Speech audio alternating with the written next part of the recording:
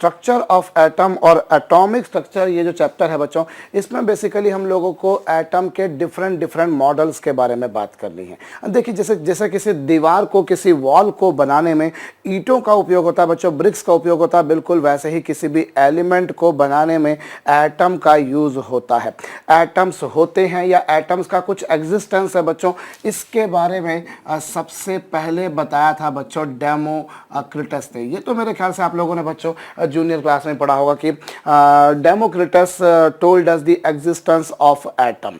Atom वही काम करते हैं जो दीवार को बनाने में ईंटें करती, वही एलिमेंट को बनाने में, सब्सटेंस को बनाने में एटम करते हैं। ये बात बच्चों डेमोक्रिटस ने बताई। और डाल्टन, उसके बाद में बच्चों काफ़ी सालों तक एटम के बारे में कोई बात नहीं हुई। जब डेमोक्रिटस ने ये बात बोली तो उसके कई सालों बाद तक ये कोई उसके बारे में कोई डिस्कशन नहीं हुआ। ऑलमोस्ट अब मिलेनियम कहा जाता है, एक पूरा शताब्दी के लिए कहा जाता है कि लगभग कोई बात नहीं हुई। बाद में बच्चों डाल्टन की एटॉमिक थ्योरी आई, उसने बोला कि साहब एटम जो होता है दैट इज इनडिविजिबल पार्टिकल, परमाणु एक अविभाज्य कण है। एटम को हम और छोटे पार्ट्स में ब्रेक नहीं कर सकते। जो है वो एक ऐसा पार्टिकल है बच्चों जिसको और ब्रेक नहीं किया जा सकता, जिसको और ज़्यादा डिस्ट्रक्ट या डिवाइड नहीं किया जा सकता।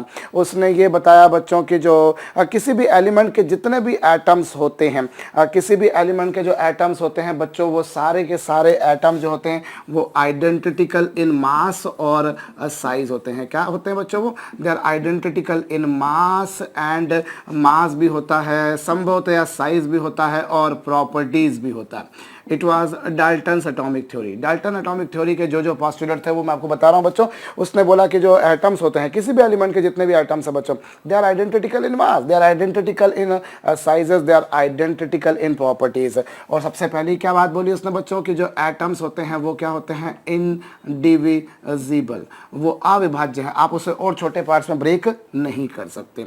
और बच्चों उसने तीसरी बात जो बोली वो ये बोली कि जो भी कोई कंपाउंड बनता है, जब भी कभी कोई कंपाउंड बनता है तो बच्चों वो डिफरेंट डिफरेंट एलिमेंट्स के एटम से मिलकर बनता है। It is made by the different atoms, different different atom से मिलकर बच्चों बना करता है। और चौथी बात उसने जो बोली बच्चों, वो बोली कि जब भी कोई केमिकल रिएक्शन होती है, whenever a chemical reaction is taking place, then it is simply rearrangement of atoms. क्या कहा बच्चों उसने ये बोला कि जब भी कभी कोई केमिकल रिएक्शन हो रही है then it is taking place because of rearrangement of atoms. परमाणुओं में उनमें रीअरेंजमेंट हो रहा है, उनमें पुनर्व्यवस्था हो रही है, और उस रीअरेंजमेंट के कारण बच्चों जो है केमिकल रिएक्शन हो रही है। तो दीज वर सम पोस्टुलेट।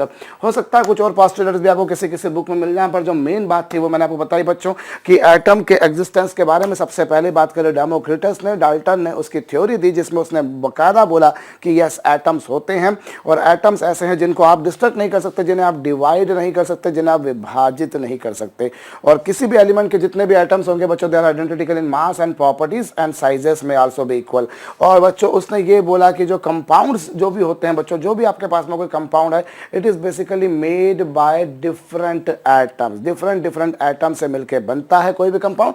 और जो बात बोली बच्चों उसने ये बोली कि जब भी कभी कोई केमिकल रिएक्शन हो रही है तो उसमें बेसिकली रीअरेंजमेंट ऑफ एटम्स होता है, मतलब यहाँ का एटम यहाँ पर, इधर से इधर, इधर से इधर, कुछ इस तरह का रीअरेंजमेंट होता है बच्चों, और उसके बाद में केमिकल रिएक्शन हो पाती है।